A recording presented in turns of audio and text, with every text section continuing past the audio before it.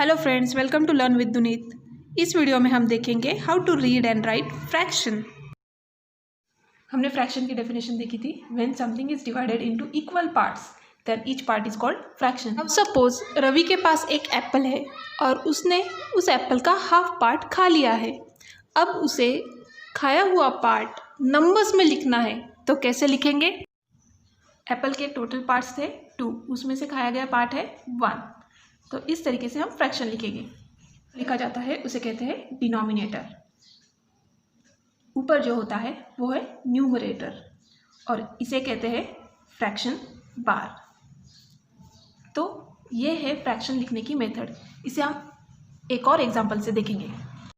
जैसे यहाँ पे क्वेश्चन है, right the fraction of shaded part. अब यहाँ पे कलर किए हुए पार्ट के हमें फ्रैक्शन लिखना है, तो हम फ्रैक्शन कैसे लिखेंगे? तो सबसे पहले दिए हुए ऑब्जेक्ट के कितने पार्ट किए हुए हैं। जैसे यहाँ पे सर्कल है, इस सर्कल के पार्ट है 1 2 3 एंड 4। तो जितने टोटल पार्ट्स होते हैं वो बनता है डिनोमिनेटर। और अब हमें न्यूमरेटर लिखना है, तो न्यूमरेटर लिखना है शेडेड पार्ट का। इन दिए हुए 4 पार्ट में से सिर्फ 2 ही पार्ट शेडेड है, तो ये 2 पार्ट बन जाएंगे न्यूमरेटर। तो इस तरीके से अगर हमें अनशेडेड पार्ट का लिखना है तो अगेन टोटल पार्ट्स कितने हैं वो आएगा डिनोमिनेटर।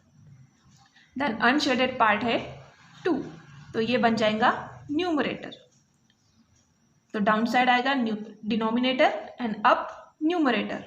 डिनोमिनेटर हमेशा दिए हुए ऑब्जेक्ट के टोटल पार्ट्स होते हैं और न्यूमरेटर दिए हुए पार्ट्स में से हमें कितने पार्ट्स शेडेड है या हमें कितने पार्ट्स उसमें से चाहिए। चलिए तो फिर हम एक और एग्जांपल देखेंगे। अब इस क्वेश्चन में देखेंगे right the fraction of this shaded part.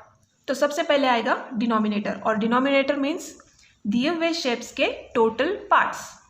तो इसके हम टोटल पार्ट्स काउंट कर लेंगे 1 2 3 4 5 6 7 8 9 एंड 10। तो दिए हुए शेप के टोटल पार्ट है 10 एंड शेडेड पार्ट है 3। अब इसे रीड कैसे करना है? 3/10। तो ये फ्रैक्शन हम रीड कैसे करेंगे?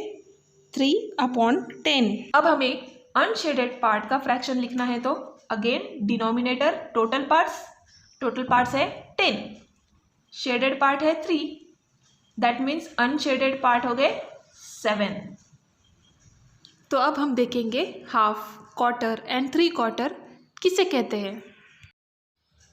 ये है पिज्ज़ा। जब हम इस पिज्ज़ा के 2 इक्वल पार्ट्स करेंगे तो each part will be called half. इसे हम फ्रैक्शन में लिखेंगे 1/2।